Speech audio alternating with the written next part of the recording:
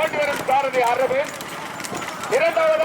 இரண்டாவதாக பட்டிக்கு பெருமை சேர்த்திட ஒத்தவர் நினைவாக பிரகதீஸ்வரன் ஓட்டி வரும் சாரதி கேகப்பட்டி சந்திரன். மூன்றாவதாக கூட்டலூருக்கு பெருமை சேர்த்திட கூட்டலூர் வாழக்காய் வியாபாரி அறிவு அழகன் ஓட்டி வரும் சாரதி அமரன்.